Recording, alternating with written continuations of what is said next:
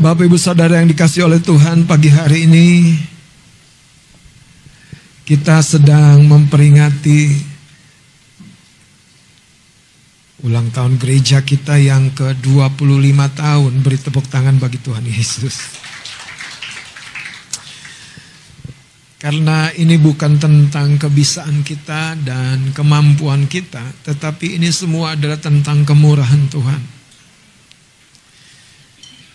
Saya ingat, saudara, pada waktu pertama kali Tuhan memberi mimpi tentang 2 butir kelereng sepertinya di pinggir pantai dalam mimpi itu.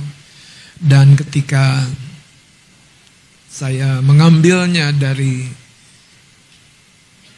seperti pinggir pantai, tapi ada begitu banyak lalu lalang orang-orang berkendara. Dan saya mengambilnya dengan kedua belah tangan saya. Di tangan saya itu berubah menjadi 2 butir telur. Yang ketika di tangan saya itu memiliki satu daya yang saling tarik-menarik. Sepertinya 2 kelereng. Kenapa saya katakan kelereng? Karena waktu di pinggir pantai saya lihat 2 benda itu berkilauan, saudara. Dan ketika saya pegang, ya seperti kelereng dan di tangan saya berubah. Ini tentu sesuatu yang supranatural. Dan di dalamnya tentu ada pesan yang Tuhan mau sampaikan buat saya sebagai gembala. Dan di tangan saya itu 2 kelereng itu berubah jadi 2 butir telur yang bertumbuh, bertambah-tambah besar dan pada akhirnya saudara mengejutkan. Dan saya memanggil seorang sahabat, yaitu Bapak Pendeta Murdiono, dan saya menunjukkan, Pak, ini aneh, Pak. Ini 2 telur ini bertambah besar begitu rupa dan seperti mau meledak, saudara. Sampai akhirnya saya seperti tidak mampu lagi menangani atau memegang atau menggenggam 2 butir telur itu yang bertambah besar. Saya lemparkan ke atas ke udara. Dan telur itu pecah. Saya berkata, kemuliaan hanya bagi Tuhan. Dan ada bagian kecil di mimpi itu yang cukup aneh, saudara. Pecahan telur itu yang jatuh, saya seperti ambil dan saya usapkan ke wajah saya. Dan saya terbangun. Dan kemudian mimpi itu justru tengah hari, belum sampai tengah hari, jam 11 saya tidur karena saya demam, saudara. Dan kira-kira jam 12, jam 1 begitu pemilik tempat ini bertelepon dengan kami karena ada satu pegawai yang di kantor ini sedang bekerja yang butuh dilayani. Dan kami berkata kami akan datang. Sekaligus dalam perjumpaan dengan pemilik tempat ini saya menceritakan mimpi itu. Dan ibu itu berkata, ya Pak, memang saya juga sudah lama ingin tempat ini dipakai untuk menjadi gereja. Saudara, ketika cerita itu seperti gayung bersambut, itu terjadi sebuah percepatan. Kita sebelumnya ibadah di lantai 3, di bawah, satu lantai di bawah ini. Dan sebelumnya lantai 3 di bawah ini adalah gudang. Diangkat semua barang-barang ke lantai ini, lantai 4. Dan semuanya di setting begitu rupa. Sampai akhirnya siap sedia untuk dipakai menjadi tempat ibadah. Yang saya mau ceritakan, saudara, apa campur tangan kita? Apa modal kita? Kalau hari ini kita masih belum mempercayai bahwa ada anugerah, bahwa ada kemurahan Tuhan, dan kita masih berpatok kepada pengalaman kita masih berpatok kepada, saudara, referensi manusiawi kita. Jangan lupa, saudara, Tuhan yang memulai perjalanan hidupmu, rumah tanggamu, itu selalu ada di bahtera yang sama bersama dengan engkau. Dan saudara, lagu terakhir sebelum kita mendengar firman itu kan merupakan sebuah ungkapan Raja Daud. Sungguh kebajikan dan kemurahanmu saja yang mengikuti aku seumur hidupku, dan aku akan diam di rumah Tuhan seumur hidupku. Ada sebuah kesadaran yang semakin dalam ketika kita dalam ayat itu ketika Daud bertumbuh, semakin lanjut usia, ada satu kesadaran bahwa ya kita perlu berupaya, ya kita perlu melakukan sesuatu, tetapi porsi terbesarnya adalah campur tangan Tuhan. Saya percaya sebagaimana kita tiba di tempat ini, bahkan nanti kita akan melanjutkan ke tempat yang baru, porsi terbesarnya adalah campur tangan Tuhan. Saudara, setiap kemajuan, setiap perubahan, setiap pertumbuhan, bahkan Rasul Paulus berkata, Allah yang memberi pertumbuhan. Sang Rasul itu yang berkhotbah yaitu Rasul Paulus. Apolos, rekan kerja Paulus. Kami ini hanya mitra, kami ini hanya rekan kerja. Tapi Allah yang memberi pertumbuhan. Anda percaya firman itu bukan hanya berbicara tentang pertambahan jiwa. Firman itu bukan hanya bicara tentang, saudara, sesuatu yang lahiriah. Itu bicara tentang hidup kita yang bertambah dan bertumbuh. Allah yang memberi pertumbuhan. Amin. Karena itu saudara, kalau dia sumbernya bukan kemampuan kita, kalau dia sumbernya bukan segala sesuatu yang berasal dari manusia daging kita, sumbernya yang menjadi sumber kita itu sumber yang tidak akan habis-habisnya, sumber yang tidak akan kering, saudara, sumber yang selalu berlimpah. Katakan amin. Itu sebabnya kegagalan kita, bahkan dosa kita, dia mampu tanggung, dia mampu selesaikan, dan dia akan mengajak kita enak berjalan pada satu babak yang baru, pada satu plot cerita yang baru, sehingga engkau akan menyelesaikan dengan cara yang berbeda. Haleluya. Amin, saudara. Mari kita akan buka dalam Efesus pasal yang kedua. Tema firman kita pada pagi hari ini, This is us. Our home, our story, our life, our future. Inilah kita, inilah kami. Ya, inilah rumah yang menjadi tempat di mana kita tumbuh bersama. Di dalamnya ada cerita, ada kisah. Dan saudara, di sini juga kita bertumbuh. Bahkan di sini juga sebetulnya kita sedang merangkai dan menggapai masa depan. Efesus pasal yang kedua, ayat yang ke-19, ayat yang ke-19 sampai ayat 20 kita baca bersama-sama.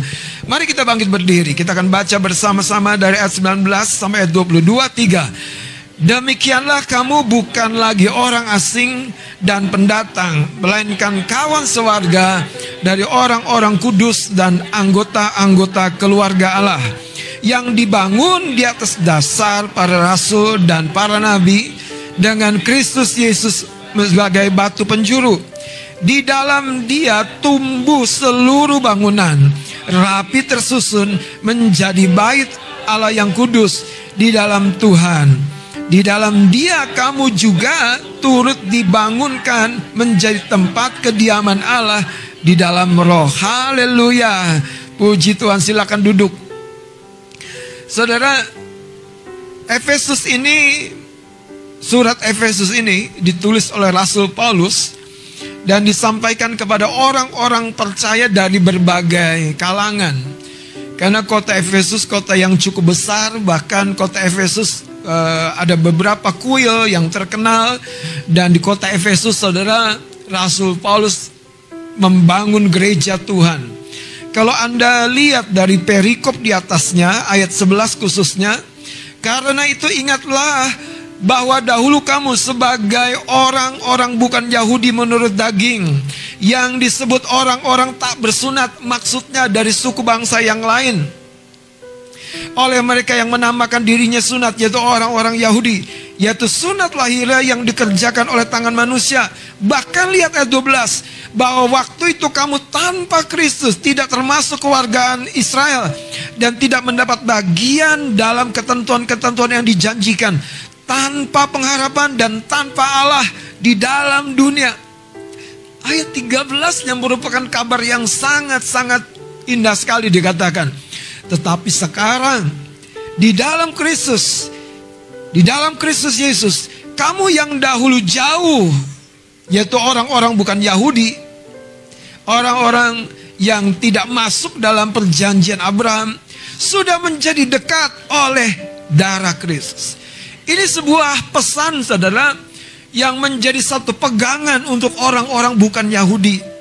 Kalau mereka berkata begini, Yesus kan anak Daud, Yesus kan lahir dari garis keturunan Abraham, Yesus kan adalah pribadi yang diperuntukkan bagi umatnya Yahudi.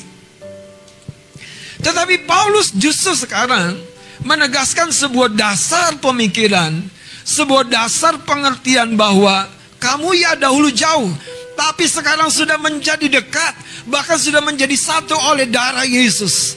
Katakan kepada kanan kirimu, engkau dan saya satu di dalam Tuhan.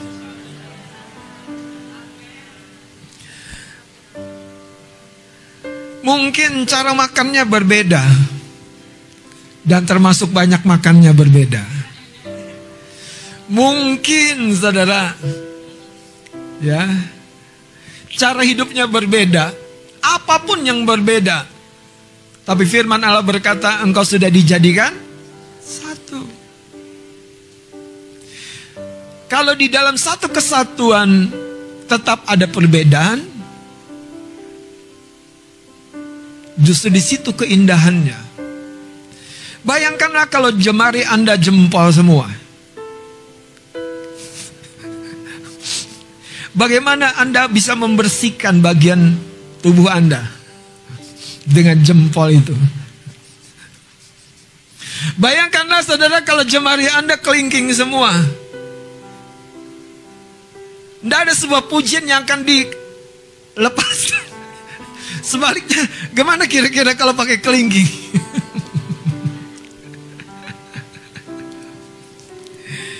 Artinya, Tuhan selalu merancang perbedaan. Suami istri, kalau di rumah tangga, kok aku gak pernah bisa satu-satu, gak pernah bisa sehati sepikir sama istrimu. Memang dari sononya gak bisa sama. Sehati itu bukan sama. Sehati itu justru saling menundukkan diri. Kalau di rumah Tuhan kita masih banyak perbedaan, katakan luar biasa.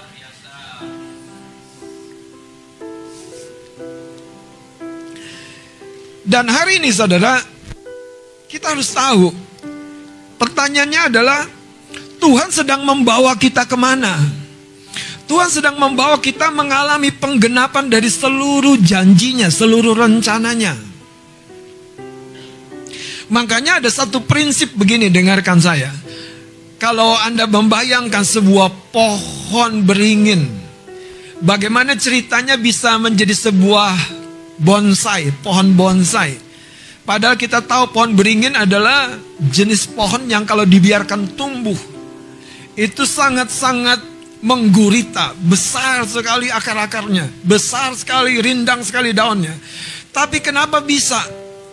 Karena memang disengaja, diplot, dikonsep oleh pihak lain yang bukan melahirkan dari asal muasal bibitnya namanya pohon beringin, untuk menjadi sebuah pohon yang imut-imut. Kalau Anda lihat foto 25 tahun yang lalu, saya ingat Kak Ani ini bawa kantong kolektor di momen pentahbisan saya. Seperti siapa ya? Inong, adik kita Sean.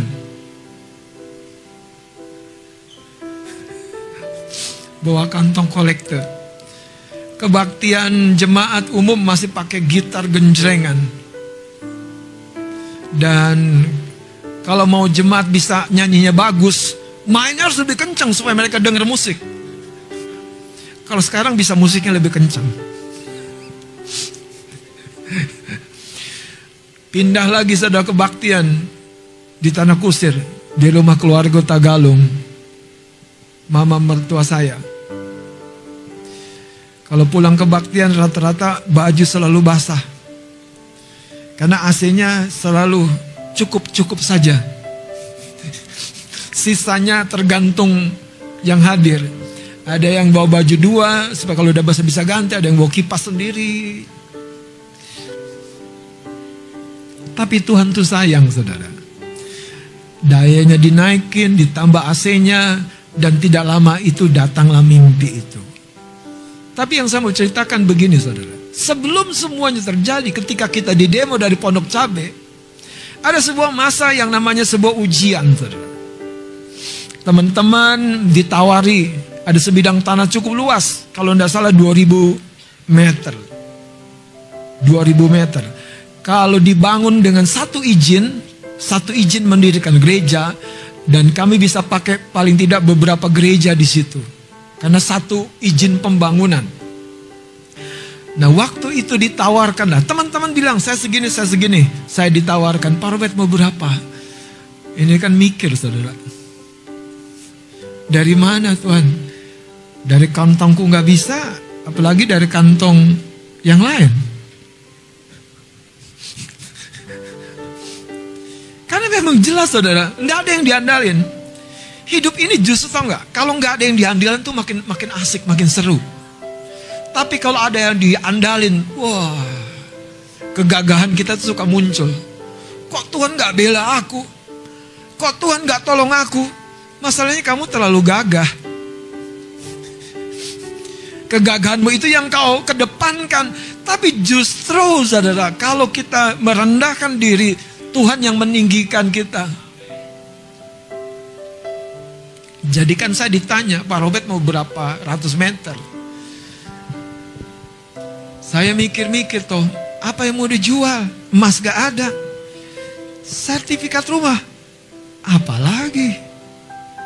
Rumahnya rumah orang tua, saudara.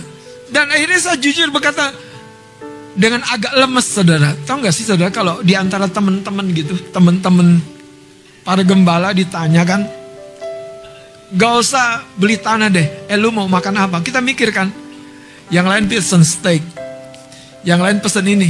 Kita mikir dong, berapa uang di dompet kita ya? Yang terakhir pesen pecel lele. Dan waktu saya bilang begini, mohon maaf Pak, saya gak bisa. Di situ saya belajar yang namanya hidup ini, saudara. Bagaimana kita memplotnya, bagaimana kita menganggarkannya. Kalau engkau menganggarkannya terlalu tinggi, engkau akan susah payah. Tapi kalau kau menganggarkannya dari kemurahan Tuhan, dari kemurahan Tuhan, dari kemurahan Tuhan, dan kemurahan Tuhan lagi, hidup kita tidak perlu stres. Katakan kanan kirimu, jangan stres.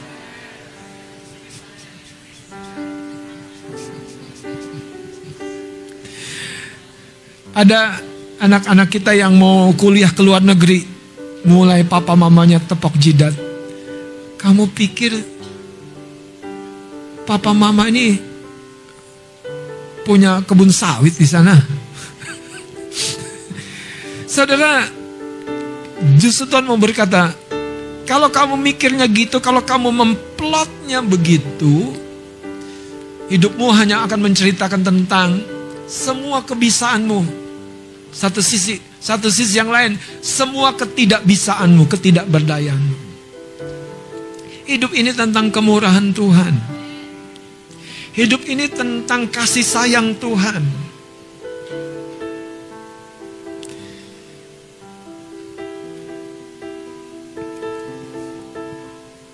Dari kami menikah,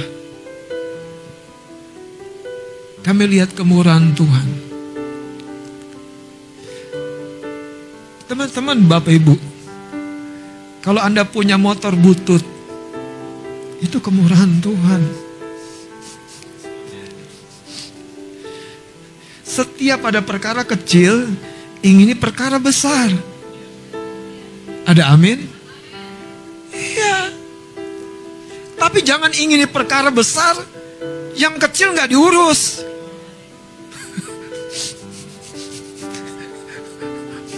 Ini beneran, saudara.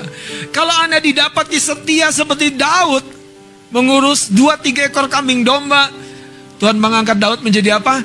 raja yang pertama atas satu suku Israel, yaitu Yehuda. Tapi yang berikutnya dipercaya seluruh suku Israel. Tuhan sedang progres di dalam gerejanya, yaitu engkau dan saya. Saudara, saya percaya kok Tuhan akan mengangkat posisi-posisi pekerjaanmu. Tuhan akan mendatangkan orang-orang yang membangun hidupmu, mendukung hidupmu, membawa engkau naik, memperlengkapi hidupmu. Tuhan, saudara, akan bahkan membawa kepada rumah-rumah yang kau tidak bangun. Iya bang, kontraktor yang bangun. Masalahnya gini saudara, kita harus lihat, kita harus izinkan hidup kita dibaharui cara melihatnya.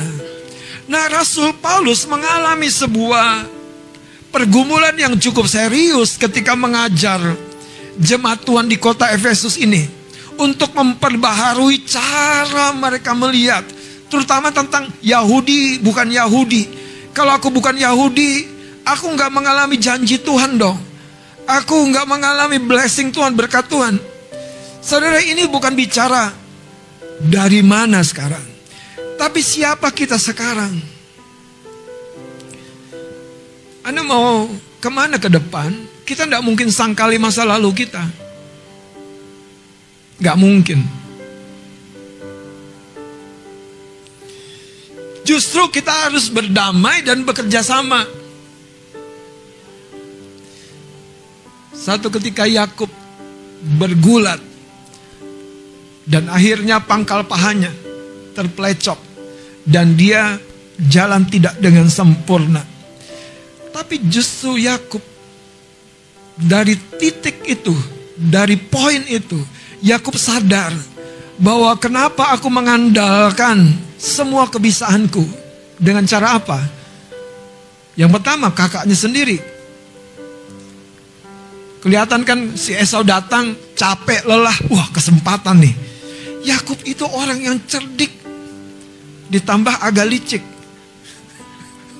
Wong kakaknya sendiri, Anda paham gak sih? Kakaknya sendiri datang dari ladang, haus, capek, dia lagi masak. Kakaknya tuh udah meleleh air liur, lihat masakan Yakub. Wah, ini kesempatan. Ditawari sampai jual dulu hak kesulunganmu. Tapi setelah proses itu, Yakub sadar dari kemurahan Tuhan, dari kasih sayang Tuhan. Apa buktinya? Dia begitu takut satu waktu ketemu Esau, kakaknya yang dia tipu itu. Begitu takut, dia coba cari strategi. Wah, wanita-wanita di depan, anak-anak di depan, supaya jatuh belas kasihan kakaknya Esau itu, yang udah mau membunuh dia. Tapi justru aneh, waktu membuat sebuah perubahan yang besar, dan itu semua karya Tuhan. Esau berjumpa dengan Yakub, justru berpeluk-pelukan, bertangis-tangisan. Dan ketika Yakub mendesak Esau, Esau bilang begini, adekku, aku punya banyak. Aku punya banyak. Yakub dengan Esau, ini sebetulnya menggambarkan bahwa kita tuh harus berproses dengan manusia daging kita, keinginan daging kita, kekuatan kedagingan kita. Kita harus izinkan dikerat di level manapun. Sampai kemurahan dan anugerah Tuhan yang mengaliri kehidupan kita. Justru di situ Tuhan mencintai Anda. Bahkan bukan karena engkau saleh, tapi karena engkau jujur, terbuka, insaf, dan berbalik dari jalan-jalan kita.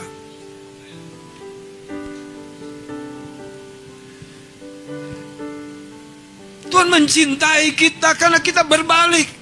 Dan Tuhan paling tahu kok apa yang kita bisa, apa yang kita mampu, siapa kita. Tapi justru kata Tuhan, di dalam kelemahanmu lah kuasaku, kata Tuhan, menjadi sempurna.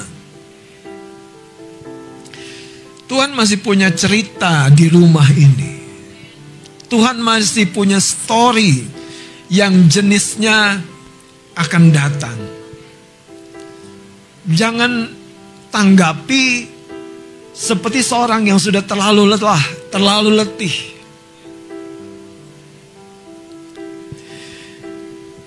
Ada pernah dengar kan cerita tukang tempe yang satu kali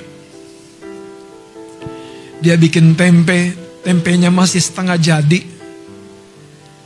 Padahal dia butuh sekali hasil penjualan tempe itu. Seorang ibu datang berjualan tempe. Pagi-pagi dia pikir siapa yang mau beli tempe itu. Sampai sore tidak ada yang beli. Tempe itu yang didoa-doakan belum jadi juga, belum matang juga. Sampai sore dia mau pulang, ada seorang pemuda memborong tempe setengah jadinya itu. Ternyata saudara, memang dia sedang mencari tempe yang setengah jadi. Dan memborong dengan harga yang mahal karena dia tahu tidak ditemukan di mana-mana. Yang lain pada jual tempe yang jadi. Anda tahu gak sih? Siapa dirimu tuh spesial, unik. Dan Tuhan tuh punya selalu kemurahannya, kasih sayangnya untuk membuat engkau mengalami.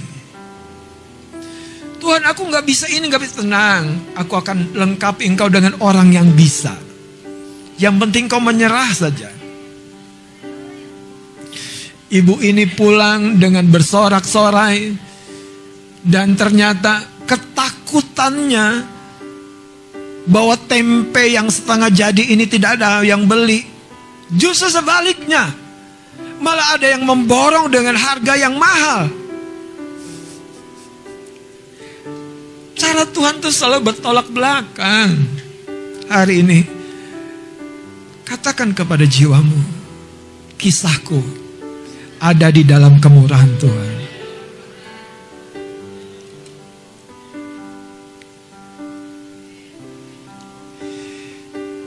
Saudara, jemaat Efesus karena begitu campuran, Paulus mengajar supaya mereka memberi diri dibangun. Lihat ayat ini. Ayat 19 berkata, kamu bukan lagi orang asing, bukan pendatang, kamu kawan sewarga. Jadilah keluarga, jadilah orang yang terhubung dengan nilai-nilai keluarga. Jadi ada sebuah kepedulian. Tapi poin yang kedua dikatakan ayat 20, yang dibangun. Ketika kita memberi diri dibangun, pikiran dan perasaan kita dibangun, prinsip-prinsip hidup kita dibangun. Saudara, tidak ada satu jenis benih yang kalau dia ditabur dan menerima semua kebutuhan dia untuk tumbuh, tidak akan jadi sebagaimana seharusnya. Benih dari mana dia datang? Anda tahu, engkau dan saya adalah benih yang datang dari kerajaan Allah. Yang Tuhan berkata, kamu adalah terang dunia, kamu adalah garam dunia. Karena itu apa yang perlu kita berikan adalah kita dibangun, diselaraskan. Yang kedua, kita harus melepaskan kedirian kita. Supaya apa? Waktu kita melepaskan kedirian kita, saudara, kita seperti pohon bonsai tadi, dicabut dari pot yang kecil itu, ditanam dalam satu area yang luas. Bayangkanlah seperti Anda pernah dengar cerita, ada jenis belalang. Beberapa ekor ditangkap, dimasukkan dalam toples. Belalang itu suka melompat, saudara. Melompat. Dikurung dalam toples berapa lama, dikasih lubang supaya ada udara. Sekian waktu ketika belalang itu dibuka toplesnya, dia tidak ada keinginan lagi untuk melompat. Kenapa? Karena kalau dia melompat dalam bayangannya, dia akan menyentuh tutup daripada toples itu. Anda pernah bayangkan, aduh, nanti aku gagal. Nanti aku gagal lagi. Nanti aku gak berhasil lagi. Nanti aku kecewa lagi. Hari ini saudara, Tuhan mau menyatakan ada kasih karunia, ada anugerah yang kusediakan bagi perjalananmu ke depan.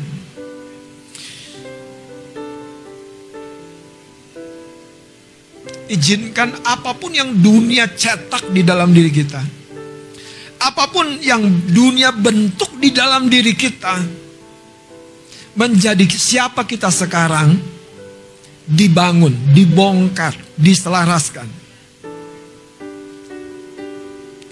Izinkan kita belajar menjalani sebuah cara hidup yang baru.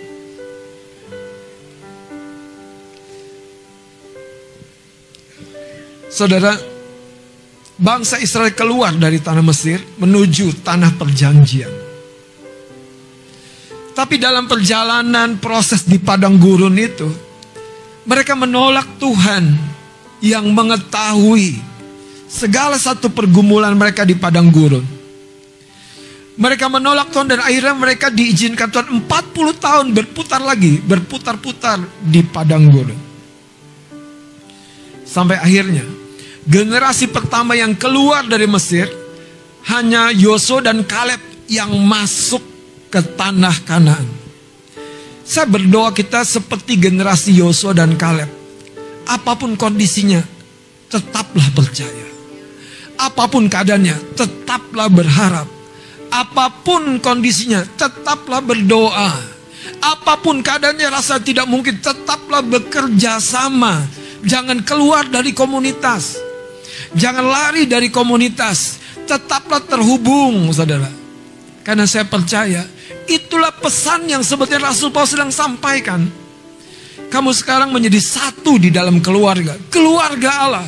Dan kamu sedang memiliki sebuah pertumbuhan yang ujungnya akan menjadi tempat di mana kemuliaan Tuhan dinyatakan, yaitu rumah Allah. Saudara, waktu tidak cukup kalau saya jelaskan bahwa rumah Allah yang dimaksud itu adalah kemegahan. Karena rumah Allah yang di dalam konsep Alkitab itu, saudara, bukan sebatas bangunan-bangunan gedung dan lain sebagainya. Tapi tentang siapa engkau menjadi serupa dengan Kristus. Dan mengalami semua blessing dan berkatnya yang dia memang telah rencanakan terjadi. Prinsipnya, saudara, jangan biarkan luka apapun dari hari-hari yang lalu, dari tahun-tahun yang lalu, membentuk plot kita, membentuk konsep berpikir kita, cara hidup kita, dan kita mengandalkan semuanya lebih daripada kasih karunia Tuhan. Sebagai penutup, ada sebuah cerita kecil tentang anak kepiting yang satu kali sama ibunya berjalan di atas pantai. Dia lihat manusia hidup pikuk melangkah, hebat sekali, cepat sekali, berlari ke sana kemari. Sementara anak kepiting ini berjalan perlahan dan ibunya selalu berkata, "Nak, jalan tegak lurus, lurus ke depan." Si anak kepiting ini mencoba dan mencoba, tapi gagal dan gagal dan gagal dan jatuh. Sampai akhirnya si ibu ini sadar, anaknya ini memiliki kaki yang berbeda dengan manusia. Anda pernah lihat kepiting jalan miring? Miring, miring. Kalau kita berdamai dengan diri kita tidak perlu ukur dengan orang lain. Kita tidak perlu seperti sukses keluarga anu, pribadi anu. Karena engkau dan saya punya kisahnya sendiri di rumah ini. Engkau dan saya masing-masing punya ceritanya sendiri di rumah ini. Kalau Hana membandingkan dirinya dengan orang lain, betapa kecewanya dia. Tapi Hana punya ceritanya sendiri dibandingkan dengan Penina. Itu sebabnya kalau Maria dan Marta membandingkan dirinya, kedekatannya dengan Yesus, ternyata Yesus justru menunda kedatangannya untuk menolong Lazarus. Betapa kecewanya. Tetapi ada satu cerita yang sedang Tuhan rangkai untuk membuat kisah Lazarus yang dibangkitkan itu menjadi sebuah pesan keajaiban demi keajaiban yang sedang menanti di dalam perjalananmu untuk kisahmu ditulis Bukan karena kau bisa, bukan karena kau mampu. Tapi dari kemurahan-Nya, keajaiban demi keajaiban terjadi. Mari kita bangkit berdiri.